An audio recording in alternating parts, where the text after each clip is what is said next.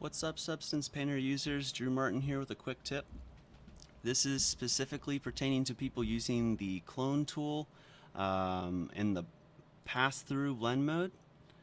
I was actually going through the introductory tutorial series Getting Started with Substance Painter.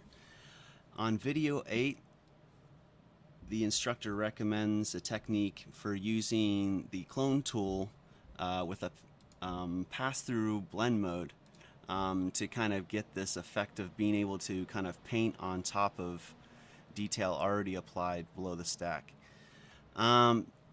So this is the issue that I'm sure a lot of people are having. Notice if I try to edit anything below that layer, I am not getting that information real time. I'm having to wait for everything to load, this layer to refresh the information, and it's just painfully slow.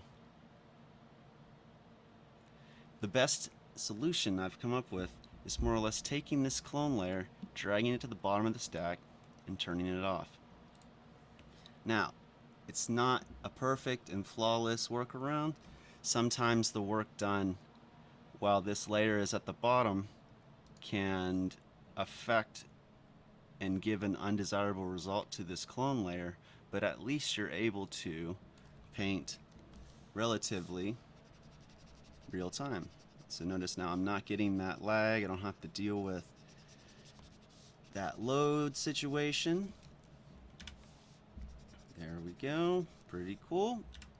Now all I need to do when I'm done doing that work or whatever I want to paint or this, that, and the other, drag this back to the top, turn it back on, and hope that the work done here has not created an undesirable result to this clone layer. And typically it's not too bad. You might have to tweak a few things here and there, but at least you're able to work real time. This is Drew Martin. Don't forget to like and subscribe. Hope you guys enjoy this video. Good luck.